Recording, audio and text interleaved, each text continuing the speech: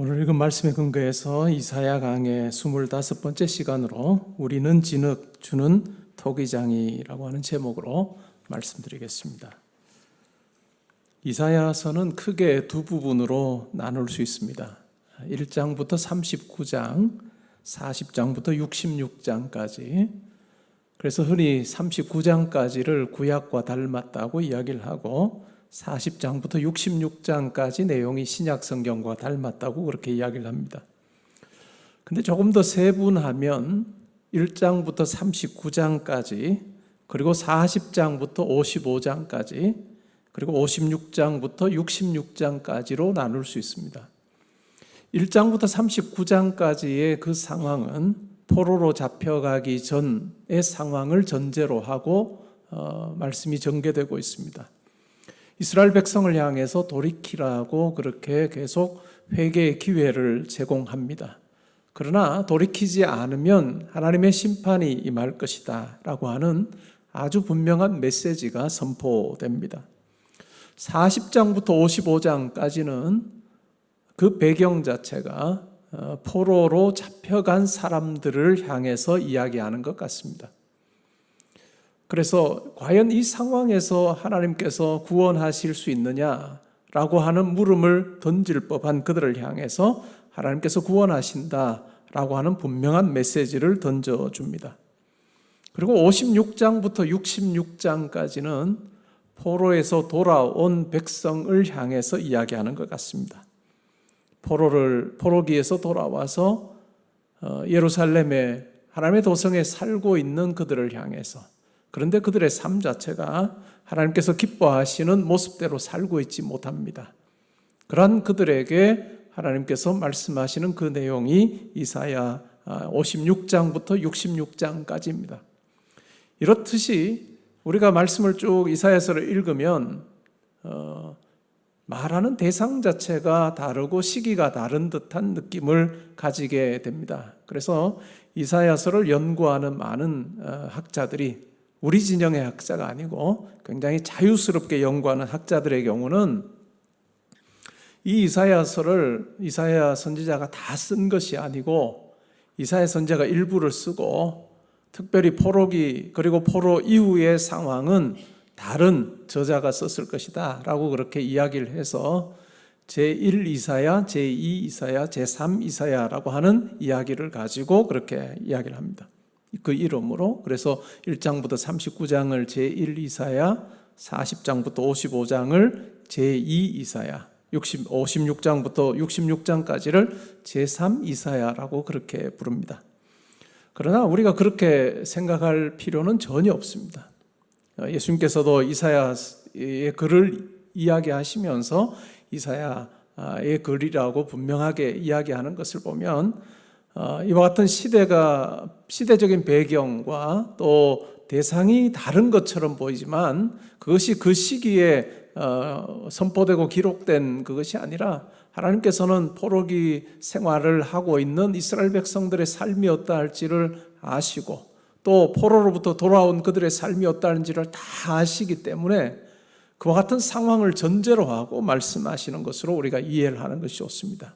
그래서 우리는 1장부터 66장까지를 다 이사야 선지자가 기록한 글이다라고 그렇게 우리는 생각을 합니다. 오늘 우리가 읽은 본문 이사야서 64장의 경우에는 포로로부터 돌아온 이스라엘 백성들의 삶을 전제로 해서 이야기를 하고 있습니다. 녹록지 않은 상황이 펼쳐진 것 같습니다. 하나님께서 함께 하시지 않는 그 같은 형편에 그들이 살고 있는 것 같습니다. 그러한 상황에서 백성을 위한 간구가 64장에 나옵니다. 63장부터 시작이 된다고도 볼 수 있는 63장 15절부터 해서 64장까지 같은 형편에 살고 있는 이스라엘 백성을 향한 기도가 나오고 있습니다.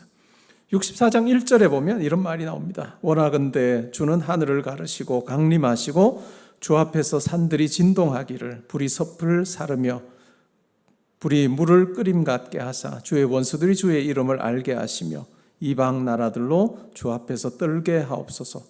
주께서 강림하사 우리가 생각하지 못한 두려운 일을 행하시던 그때에 산들이 주 앞에서 진동하였사오니 주 외에는 자기를 앙망하는 자를 위하여 이런 일을 행한 신을 옛부터 들은 자도 없고 귀로 들은 자도 없고 눈으로 본 자도 없었나이다. 주께서 기쁘게 공의를 행하는 자와 주의 길에서 주를 기억하는 자를 선대하시기를 우리가 범죄함으로 주께서 진노하셨사오며 이 현상이 이미 오래 되었사오니 우리가 어찌 구원을 얻을 수 있으리까? 무릇 우리는 다 부정한 자 같아서 우리의 의는 다 더러운 옷 같으며 우리는 다 잎사귀같이 시들므로 우리의 죄악이 바람같이 우리를 몰아가나이다. 주의 이름을 부르는 자가 없으며 스스로 분발하여 주를 붙잡는 자가 없사오니 이는 주께서 우리에게 얼굴을 숨기시며 우리의 죄악으로 말미암아 우리가 소멸되게 하셨음이니이다. 이 당시의 상황, 이 포로로부터 돌아온 그 사람들의 상황을 전제로 해서 지금 간구하고 있는 그와 같은 내용입니다. 하나님께서 얼굴을 숨기시고 또 그러므로 말미암아 결과가 소멸되는 것 같은 형편에 있는 백성들의 삶에 대한 이야기를 하고 있습니다. 소망이 없어 보이는 그와 같은 내용이죠. 근데 8절로 가면 오늘 우리가 읽었던 이 8절 말씀은 완전히 달라집니다. 그러나 라고 하는 말로 시작이 됩니다. 그러나 여호와여 이제 주는 우리 아버지시니다. 우리는 진흙이요 주는 토기장이시니 우리는 다 주의 손으로 지으신 것이니이다 라고 그렇게 이야기를 하고 있습니다. 오늘 제목처럼 우리는 진흙입니다. 그리고 하나님은 토기장이십니다 라고 하는 말을 합니다. 우리는 진흙이요 하나님은 토기장이다 라고 하는 이 말을 우리가 그냥 언뜻 생각하면 어떨까요? 토기장이가 진흙으로 뭔가를 만드는 그 장면을 한번 생각해 볼까요? 자기가 원하는 대로 만들어지지 않았습니다. 그러면 어떻게 할까요? 그냥 그 그릇을 그냥 깨버립니다.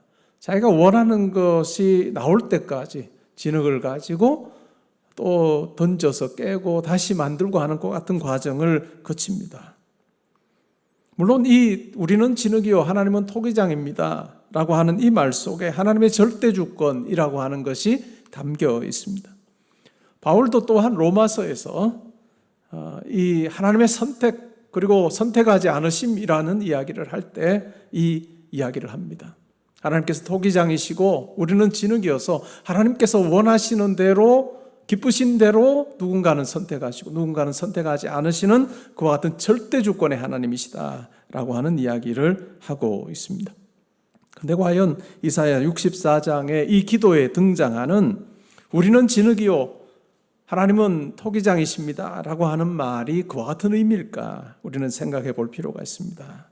만약에 그와 같은 의미라면 이 토기장이신 하나님께 우리는 절대적인 긍휼을 구할 수밖에 없습니다. 근데 이 기도의 내용을 우리가 읽어보면 다른 부분들이 맞물려서 등장합니다. 그것이 뭘까요? 64장 8절에 보면 이렇게 말합니다. 그러나 여호와여 이제 주는 우리 아버지시니다. 우리는 진흙이요 주는 토기장이시니 우리는 다 주의 손으로 지으신 것입니다 라고 그렇게 이야기합니다. 하나님 절대 주권의 하나님 맞습니다. 하나님께서 우리를 어떻게 대하시든지 간에 그것은 하나님의 기쁘신 뜻에 달려 있습니다 라고 하는 이야기를 합니다. 그러나 그 앞에 내용이 뭔가요? 주는 우리 아버지시니다. 주는 우리 아버지시니다 라고 하는 이 말이 등장합니다. 그냥 자기 마음대로 원하는 것이 이루어지지 않았다고 그냥 던져버릴 수 있는 그런 어떤 토기장이와 진흙의 관계만이 아니라 주는 우리 아버지십니다. 아버지라고 하는 개념 자체가 등장하고 또 64장을 읽어보면 하나님을 구원자로 묘사합니다. 애굽에서 종살이하던 그들을 조상들을 모세를 통해서 하나님께서 건지신 그 구원자이신 하나님에 대한 이야기를 합니다. 구원하셔서 시내산에서 그들과 언약을 맺으십니다. 언약을 맺으시면서 나는 너희의 하나님이 되고 너희는 내 백성이 되고 너희는 내 소유가 될 거다 라고 하는 그 아주 놀라운 약속을 주셨습니다. 이 소유라고 하는 말은 하나님에게 가장 소중한 존재라고 하는 의미가 이 속에 들어있습니다. 이 기도의 그 내용을 보면 하나님을 향해서 어떻게 이야기하는가? 하나님은 아버지시고 구원자시고 이 구원자라고 하는 이 말 속에 나를 가장 존귀하게 여기시는 그런 하나님이시고 또 토기장이와 진흙이라고 하는 개념을 우리가 함께 합쳐서 생각을 해보면 좋을 것 같습니다. 기도자가 하나님께 대해서 가지고 있는 생각입니다. 그냥 마구 버리실 수 있는 존재가 아니라 아버지시기에 따뜻함으로 돌보실 수밖에 없는 그것을 전제로 해서 하나님의 절대 주권 자체가 펼쳐지고 있다 하는 이야기를 하고 있습니다. 이사야에 나오는 이 기도, 이것이 이와 같은 바탕 위에서 하나님께 올려진 기도입니다. 우리는 어떨까요? 우리 신약의 우리 성도들의 경우는 예수 그리스도를 통해서 우리가 하나님을 어떻게 불러야 하는지 우리는 잘 배웠습니다. 구약 성경에 이스라엘 백성 전체가 하나님을 아버지라고 부르는 그와 같은 구절은 몇 구절 등장합니다.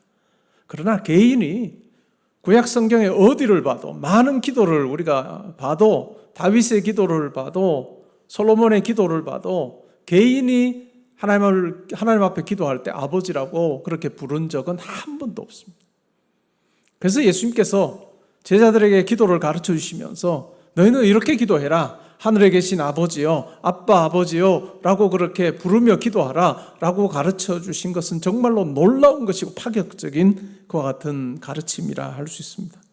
아빠 아버지, 어린아이가 아버지를 아빠를 부르듯이 우리가 하나님 앞에 그러한 모습으로 나아가서 기도할 수 있다라고 그렇게 말씀해 주고 계십니다. 얼마나 친밀한 관계인지요, 하나님과 우리가 얼마나 친밀한 관계인지를 우리에게 잘 설명해 주고 있습니다. 이사야서에 보면, 우리가 읽었던 본문에 보면 여호와여 너무 분노하지 마시오며 죄악을 영원히 기억하지 마시옵소서. 우리가 다 주의 백성입니다.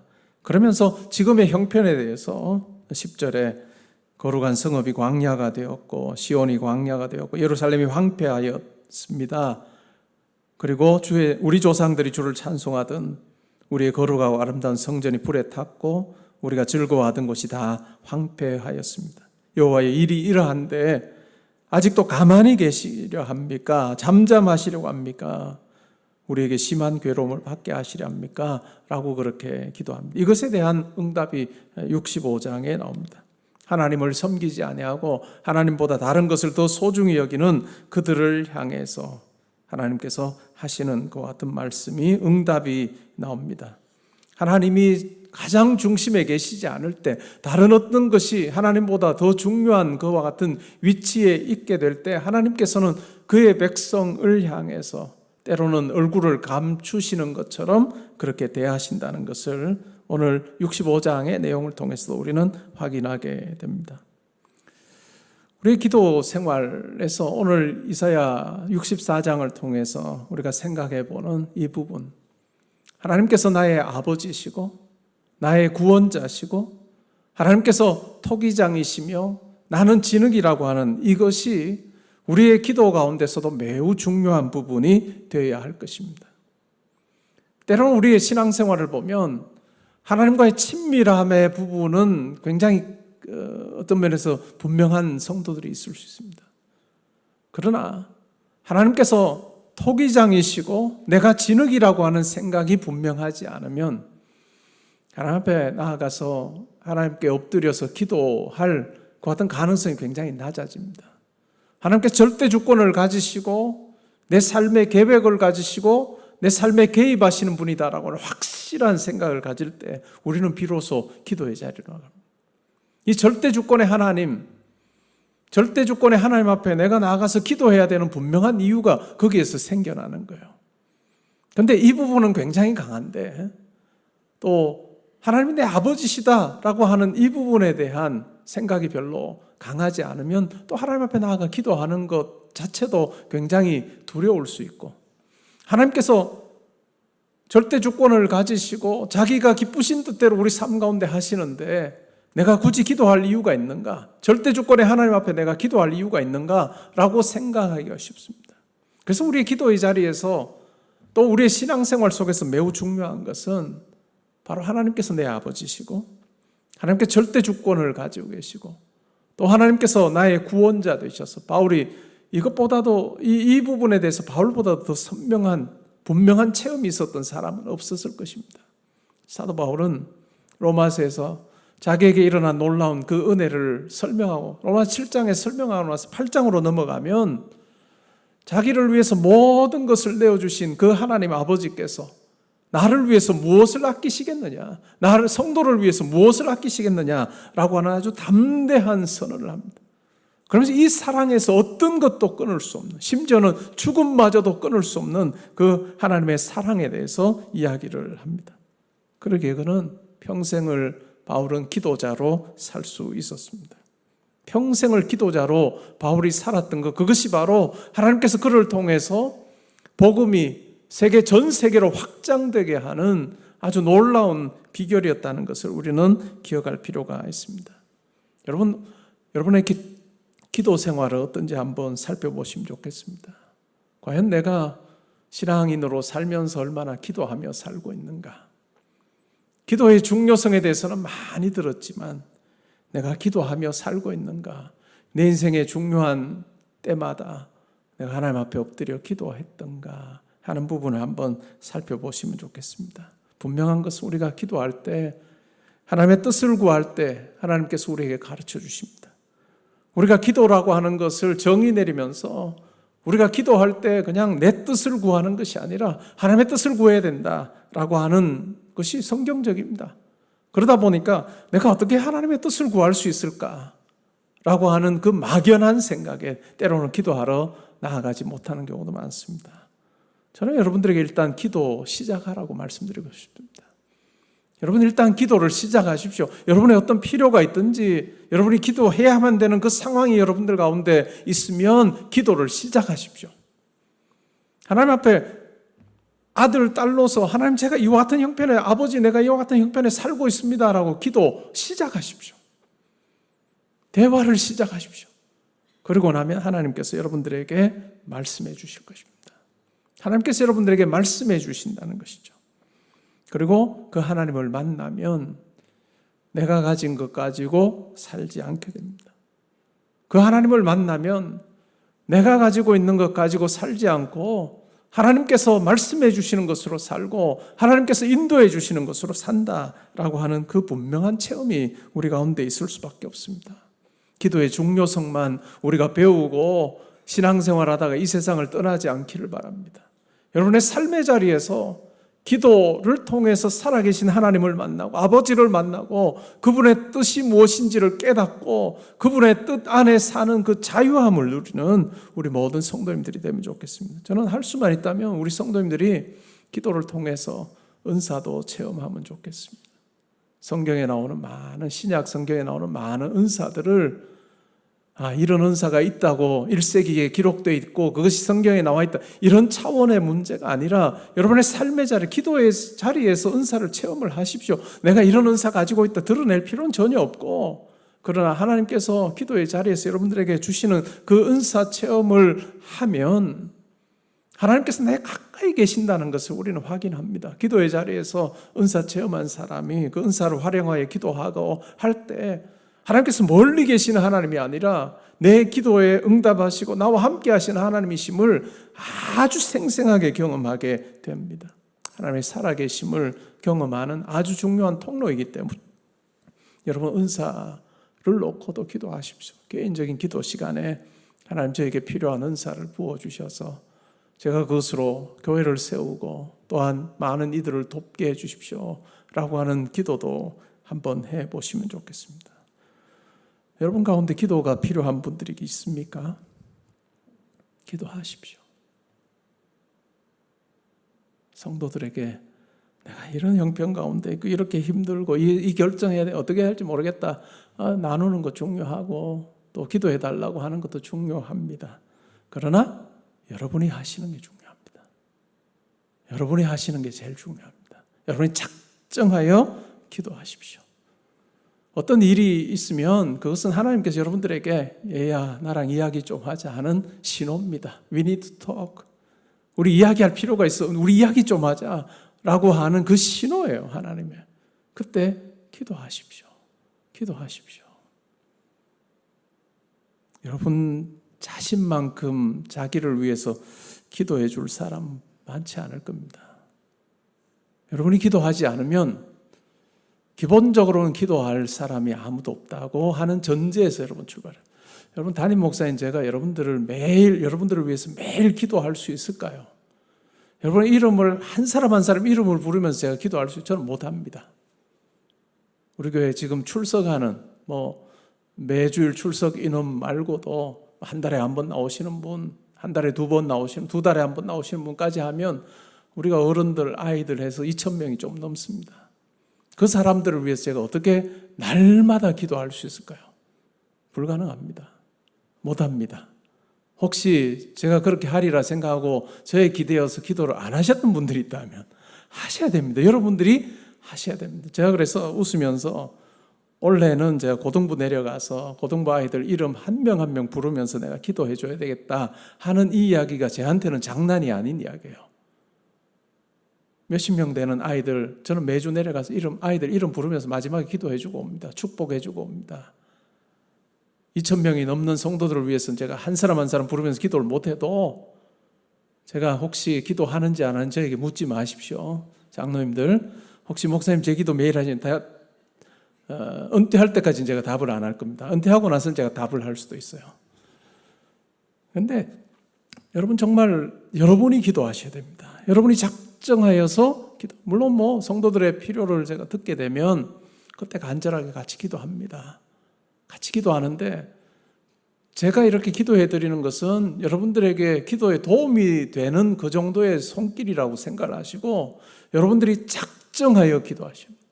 내 아버지시여, 구원자시여, 또한 토기장이신 하나님께서 나를 향한 뜻을 가지고 계실 텐데 하나님의 뜻을 가르쳐 주십시오 라고 그렇게 기도하십시오. 저는 제 삶에 20대 때 시작된 기도가 저에게 없었다면 어땠을까 하는 생각을 할 때가 많습니다. 지금과는 다른 삶을 살지 않을까 하는 생각을 제가 할 때가 많습니다. 20대 초반부터 했던 그 기도를 통해서 제가 배운 것이 있다면 그것은 듣는 기도입니다. 하나님 앞에 막 말씀을 많이 드리는 기도를 저는 배우지 않았고 물론 필요를 놓고도 저는 기도하죠. 근데 저는 듣는 기도가 저에게는 훨씬 더 저에게는 익숙한 기도고 또 때에 따라 하나님께서 저에게 교회를 제가 섬기는 과정에서도 중요한 결정을 해야 될 때가 많았습니다. 건축을 할 때도 그렇고 어떤 변화를 줄 때마다 아무런 목회 경험이 없는 제가 100년 가까이 된 개포동교회 담임 목사로 저는 풀타임 사역을 한 번도 해보지 못했던 목사인데 그렇게 제가 교회 담임이 됐으니 교회에 대해서 아는 게 하나도 없어요. 사역에 대해서 저는 아는 게 하나도 없습니다. 그때 할 수 있는 것은 기도밖에 없어요. 하나님, 제가 이와 같은 형편에 있는데 제가 어떻게 하면 좋을까요? 어떻게 해달라는 말조차도 할 수 없는 그런 형편에 있어요. 왜? 아는 게 없는데, 교회에 대해서 아는 게 하나도 없는데 누가 누군지도 모르는데 제가 목회를 해보니까 한 5년은 서로 지내야 5년은 지내야 이분이 이런 분이구나 하는 걸 알아요. 근데 제가 와서 여러분들이 5년 동안 기다려 줍니까? 아니죠? 담임 목사 된 그 다음 날부터 결정해야 되는, 할 수 있는 기도밖에 없습니다. 하나님, 제가 이와 같은 형편에 이와 같은 일로 어떤 결정을 해야 되는데 하나님 저에게 지혜를 주십시오. 하나님께서 저에게 말씀해 주십시오 라고 하는 그 기도하는 거죠. 더 이것 주세요 저것 주세요 할 것도 없는 형편에서 기도를 하는 거예요. 그러면 하나님께서 저의 마음에 딱 마음에 주세요. 이렇게 하면 좋겠다 하는 마음 주시는 것 가지고 지금까지 왔습니다. 교회를 위해서 아마 제가 제일 많이 기도할 겁니다. 개포동 교회를 위해서 제가 제일 많이 기도할 겁니다. 그리고 그때 하나님께서 저의 마음에 주시는 것 가지고 결정하여 지금까지 달려왔습니다. 제 삶에 저를 위해서 평생을 기도해 주겠다라고 약속하고 하셨던 몇 분이 있습니다. 제가 20대 때 금요일마다 철야를 했고 또 그때 항상 교회에 철야를 하셨던 권사님이 있습니다. 그 권사님 성함도 저는 기억을 합니다. 이보희 권사님이라고. 그분은 저녁 딱 드시고 나면 교회 지하실에 오셔서 새벽 예배 드리고 대구로 돌아가시기까지 철야를 하셨던 분이에요. 금요일마다 제가 이제 철야를 하니까 어느 날 저에게 그런 말씀하셨어요. 제가 교사니까 그때 내가 평생을 이 선생 위해서 내가 하루도 빠지지 않고 기도할게.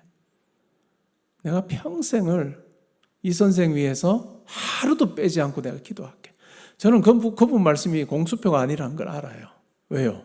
매일 나오셔서 저녁 식사 딱 하시면 나오셔서 아무도 없는 교회 지하 1층에 그 기도실에서 매일 하루도 빠지지 않고 기도하셨던 분입니다. 그분이 저를 위해서 기도하니 얼마나 큰 힘이 됐겠어요. 제가 미국에서 공부하는 동안에 제 어머니와 통화하던 중에 그 권사님이 돌아가셨다, 하나님 부르심 받았다는 이야기를 제가 들었습니다. 정말 허전했습니다.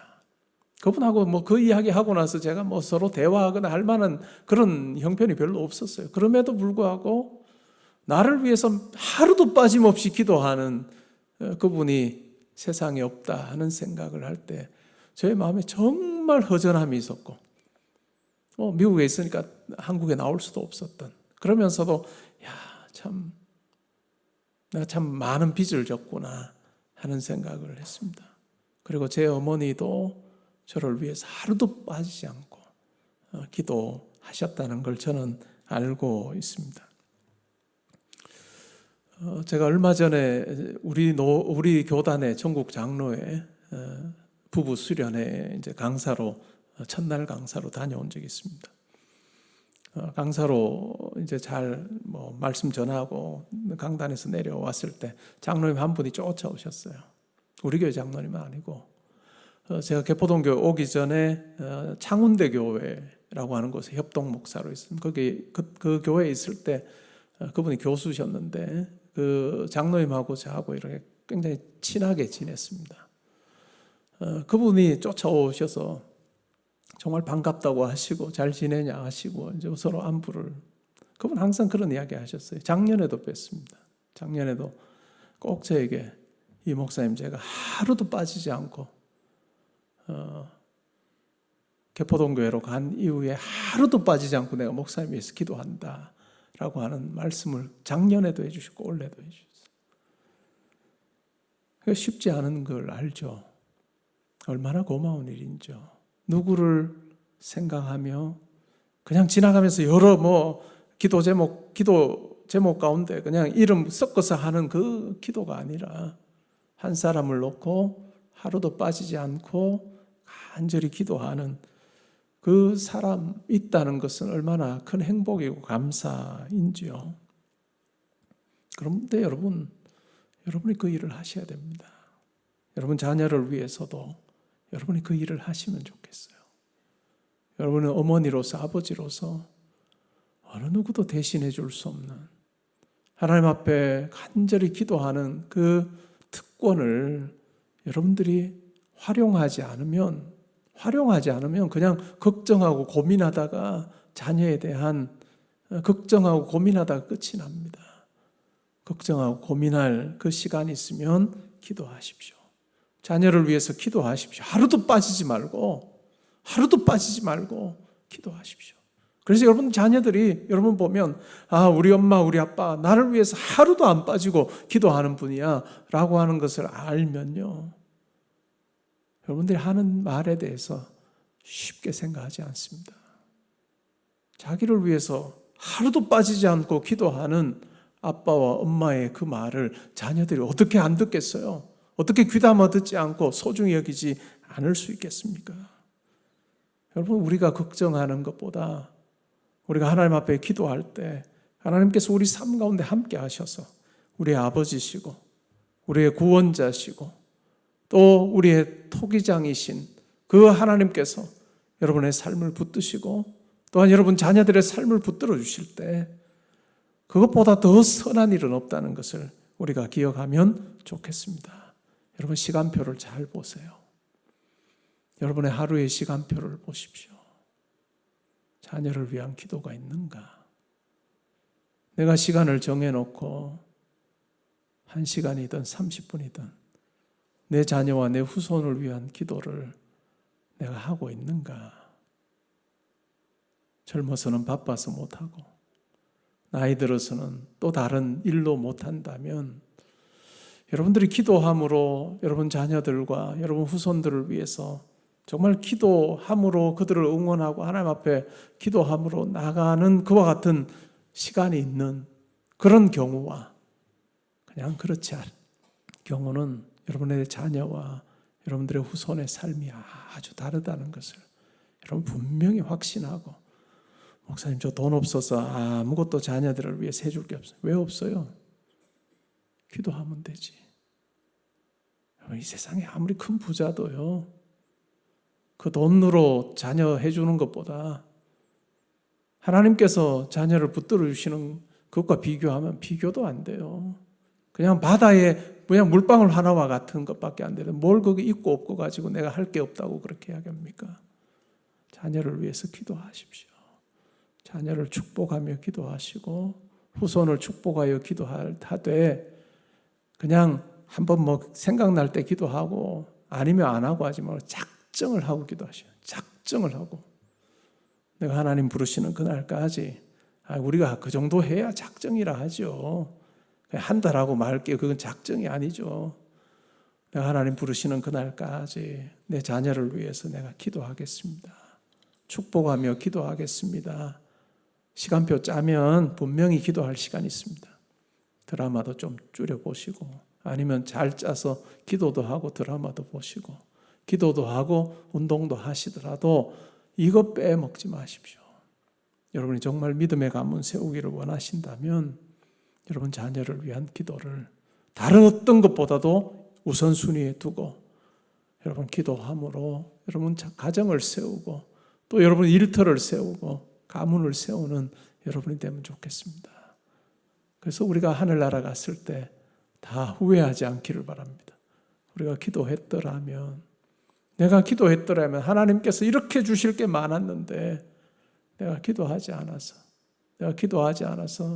나와 우리 자녀들이, 우리 후손들이 정말 하나님께서 예비하신, 계획하신 것을 많이 누리지 못했구나 하는 그런 어떤 후회가 우리에게 있는 것이 아니라 우리에게 아직 시간이 있고 또한 우리에게 기회가 있을 때 자녀를 위해서 기도하고 우리 삶을 놓고도 기도하고 어느 누구도 대신해 줄 수 없는 여러분의 삶을 위한 기도를 여러분 시작하되 작정하고 한번 해보십시오.